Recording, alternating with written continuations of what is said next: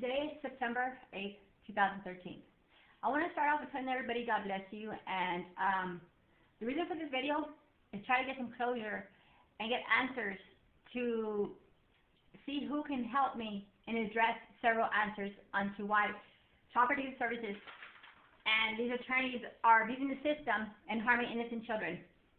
My main goal is to try to stop what's going on in the system and make everybody realize that these children are our future.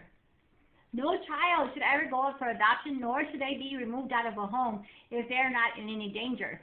And Child Protective Services is getting away with it. This is how much money they spent on 4 kids. $132,000. You gotta remember, they get $33,000 per child. That's a lot of money for them to be getting. And then you got our classes, court costs. I mean, you got so many things. Now, I want to show you something. Right here. My attorney filed for an appeal. It protects relationship burden of proof. That's what my attorney filed an appeal on. Burden of proof. They didn't have evidence to even indict me. Now, one of the things that I want to address to you is that in the order of the termination papers, this was given to me. Right here, notice to any peace officer of the state. Going by this, these attorneys, these judges, anyone who's trying to push a custody of a child that's invalid can be held accountable for their actions, which is 2 years in confinement in jail, as well as a $10,000 fine. I'm going to read you this, and then I'm going to show you some things. So, clearly states, you may use reasonable effort to enforce the terms of child custody specified in this order. A peace officer who rules on the terms of the court order and officers agencies are entitled to obtain immunity against any claim, civil or otherwise, regarding the officer's good faith, active performance, and the scope of the officer's duties in enforcing the terms of order that is related to child custody.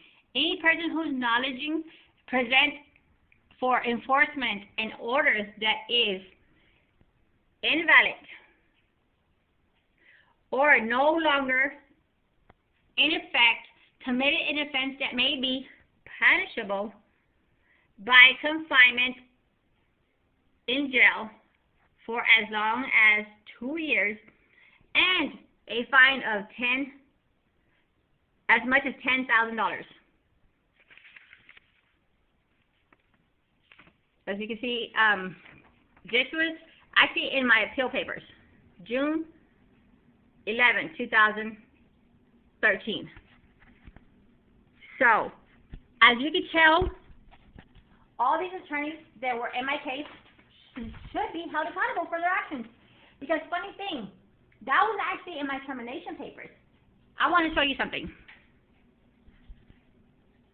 To all parties in my case, notice to any peace officer of the state. I actually drew this paper up and see,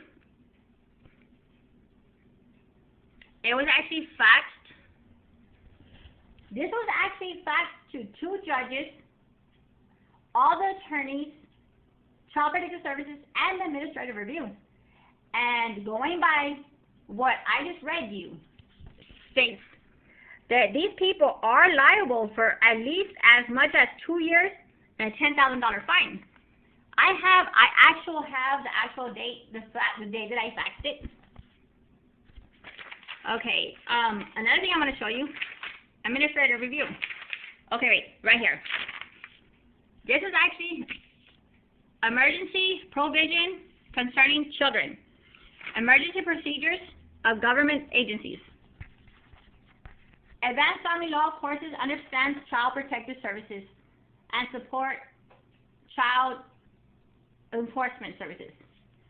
Custody a child will not be removed from a person's entitled to custody or provision until there has been a complete trial or on the issue.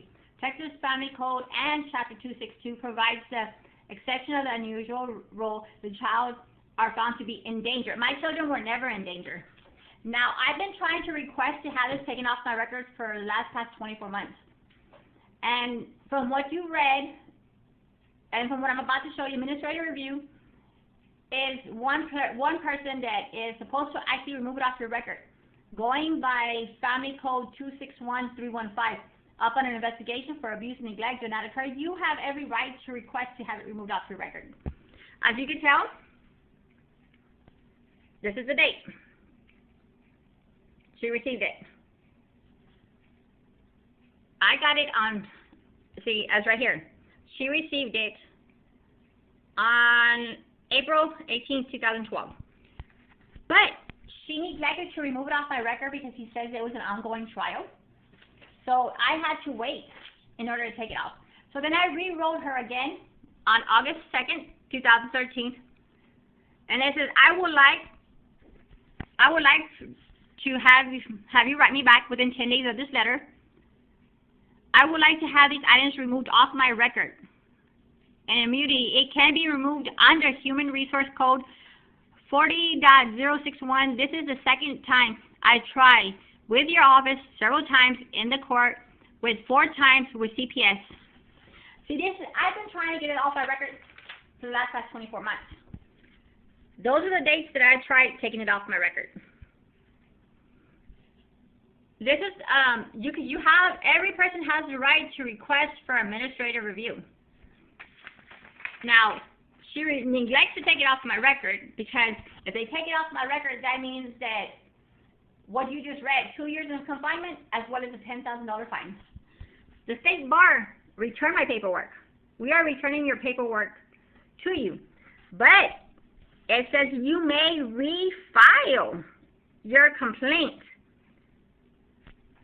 They received it February 21st, 2013. Okay. On April 5th, 2013, they neglected to let me resubmit it. This is a letter that the state bar got that I typed up, and it shows all the stuff that they violated. There's the paper, Senate certified. So you can tell, I basically put 9 things why. This is a letter that I sent to them where it clearly states the reason for this letter is to give you a chance before I can take the next step with the state bar. I tried to resolve this on 2/10/2012, 3/19/2012, 4/3/2012, and 11/15/2012. The CPS attorney neglects to take it off my record. This is the first time I tried to take it off my record. They refused to do it. Going by the affidavit, states May 18, 2011. But it should read May 18, 2010. So as you can see, I have every right to request to have it removed off my record. They got me down for drug use. Methamphetamine, cocaine, and marijuana, but yet, UAs are negative. Now, I want answers to why I cannot have it removed off my record. Children were harmed, misuse of funding, and they said I did not have a stable home, nor did I have a job, and this is actually my house. This is my kitchen. This is my living room. As you can tell, this is one of the kids' rooms. There's our TV. There's our bed. This is another room. And this is another room. This is my girl's room. Now, based on what I just showed you, I would like answers of who can I talk to next. Consumer Affairs refuses to take it off my record. And, Consumer Affairs actually refuses to take the next step when it comes up to saying that they did a proper investigation. Well, if they did a proper investigation, how was it that they missed my drug test that resulted in negative? What drug test did they see positive for coke, crack, weed, and meth, but yet my UAs are negative? I would like to have it removed off my record. And they said I did not have a stable home. This is my home.